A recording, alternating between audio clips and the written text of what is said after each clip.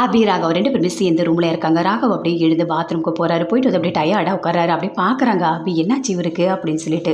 நீ காலையில் எனக்கு ஒரு ஸ்வீட் கொடுத்தல, அதுதான் என்னோட ஸ்டமக்கை அப்செட் ஆக்கிட்டு இருக்கு, எனக்கு முடியல அப்படின்னு சொல்கிறாரு. என்னங்க பேசிகிட்டு இருக்கீங்க, எல்லாருக்கும் தான் நான் ஸ்வீட் கொடுத்தேன், எல்லாரும் நல்லா தானே இருக்காங்க, நீங்கள் தேவையில்லாத பேசாதீங்க அப்படின்னு அபி சொல்கிறாங்க.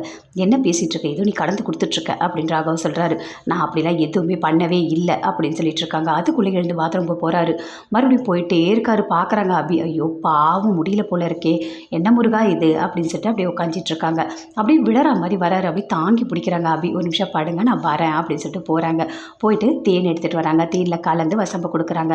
இதை நீங்கள் குடிங்க சரியாயிடும் அப்படின்னு சொல்கிறாங்க. ராகவ் பார்க்குறாரு, இது என்ன இதெல்லாம் கொடுக்குற, நல்லாயிடுமா அப்படின்னு சொல்லிட்டு கேட்குறாரு. நீங்கள் குடிங்க, இது வந்து ஆதி காலத்துலேருந்து எல்லாருமே குடிச்சிருக்காங்க, நல்லா ஆகிடும், அப்படி நல்லா ஆகலைன்னா கண்டிப்பாக நம்ம ஹாஸ்பிட்டல் போகலாம் அப்படின்னு சொல்லிட்டு கொடுக்குறாங்க. வாங்கி அப்படியே குடிக்கிறாரு. குடிச்சிட்டோன்னே அப்படியே பார்க்குறாரு, என்ன நீ எதுக்கு எனக்கு இதெல்லாம் செய்கிற, என்னை பார்த்தாலே உனக்கு பிடிக்காது இல்லை அப்படின்னு ராகவ் கேட்குறாரு. என்னங்க பேசிகிட்டு இருக்கீங்க, எனக்கு பேச்சு துணைக்கு இருக்கிறதே நீங்கள் தான், அதனால தான் நான் பார்க்குறேன் அப்படின்னு சொல்கிறாங்க அபி. சரி நீங்கள் படுங்க அப்படின்னு சொல்கிறாங்க. அப்படி ராகவ் பார்க்குறாரு. ஆமாம் உன் கண்ணு என் கலங்கிருக்கு அப்படின்னு சொல்லிட்டு கேட்குறாரு. அதெல்லாம் ஒன்றும் இல்லை, நான் பயங்கர கடுப்பில் இருக்கேன், நீங்கள் படுங்க அப்படின்னு சொல்லிட்டு அங்கேருந்து போகிறாங்க. அப்படியே குட்டி பாஸ் நடந்துகிட்டே இருக்காரு. என்னாச்சு குட்டி பாஸ், நீங்கள் போய் தூங்கலையா அப்படின்னு சொல்லிட்டு அபி கேட்குறாங்க. இல்லை அனு நினச்சா எனக்கு கஷ்டமாக இருக்குது, அனு என்னை ஏற்றுக்கவே மாட்டேறா, ஒரு மாதிரி ஃபீல் பண்ணிக்கிட்டே இருக்கா, ஏதாவது ஆகிடுமான்னு சொல்லிட்டு எப்போ பார்த்தாலும் வருத்தப்பட்டுகிட்டே இருக்கா, எனக்கு ரொம்ப கஷ்டமாக இருக்குது அப்படின்னு சொல்லிட்டு சொல்கிறாரு குட்டி பாஸ். இல்லை அக்காவுக்கு வந்து கொஞ்சம் உங்கள் மேலே பாசம் அதிகம், அதனால தான், நான் ஒன்று அனுக்கிட்ட பேசட்டுமா அப்படின்னு சொல்லிட்டு கேட்குறாங்க அபி. இல்லை வேண்டாம் வேண்டாம், நீங்கள் எதுவுமே பேச வேண்டாம், அப்புறம் உங்களோட நிம்மதியை சேர்த்துக்கு எடுத்துட்டேன்னு சொல்லிட்டு அனு என் மேலே கோவப்படுவா, உங்ககிட்ட நான் சொன்னதே ரொம்ப வருத்தப்படுவா, வேண்டாம் வேண்டாம் நானே பார்த்துக்கிறேன் அப்படின்னு சொல்லிட்டு குட்டி பாஸ் அங்கேருந்து போகிறாரு.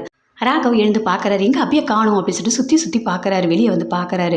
என்ன அபி என்ன பண்ணிகிட்டு இருக்கீங்க அப்படின்னு சொல்லிட்டு கேட்குறாரு.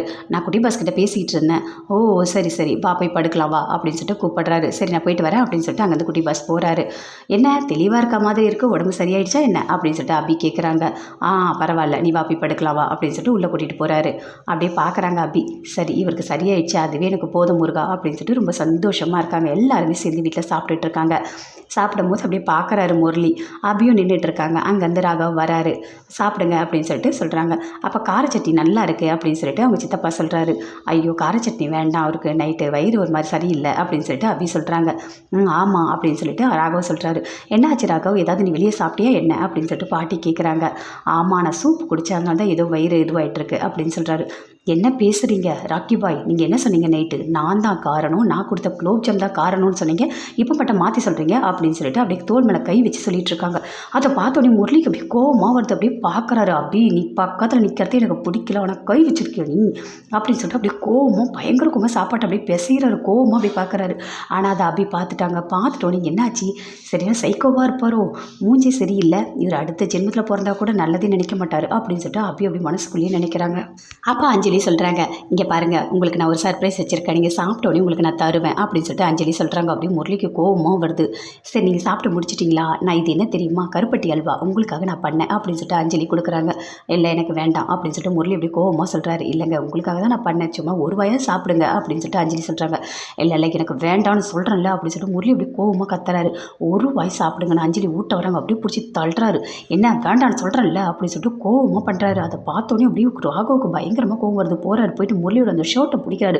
பிடிச்சி அடினா அடிக்கிறாரு. எல்லாருமே தடுக்கிறாங்க. அபி ராகவ் பாட்டி எல்லாருமே தடுக்கிறாங்க.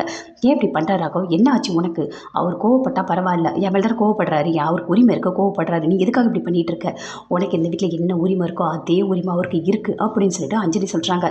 அதை பார்த்தோன்னே அப்படியே கோவமாக வருது ராகவுக்கு. முரளி அப்படி நின்றுட்டு இருக்காரு. அப்போ அபி சொல்கிறாங்க, என்ன பேசிகிட்டு இருக்கீங்க, அவர் தான் தப்பு பண்ணியிருக்காரு, இவர் எதுக்காக மன்னிப்பு கேட்கணும், அவர் தான் உங்களை தட்டி விட்டார், அவர் மன்னிப்பு கேட்க சொல்லுங்கள் உங்ககிட்ட அப்படின்னு அபி சொல்கிறாங்க. எல்லாருமே பார்க்குறாங்க. ஏன் எதுக்காக முரளி மன்னிப்பு கேட்கணும் அப்படின்னு சொல்லிட்டு சுந்தரி சொல்கிறாங்க. ஆமாம் அவர் தான் தட்டி விட்டார், அவர் தான் மன்னிப்பு கேட்கணும் அப்படின்னு அபி சொல்கிறாங்க. இங்கே பாரு நல்லா தெரிஞ்சுக்கோ, ராகவ் அடித்தது தப்பு, முரளி இந்த வீட்டோட மாப்பிள்ளை அப்படின்னு சொல்லிட்டு சுந்தரி எப்படி பேசுகிறாங்க.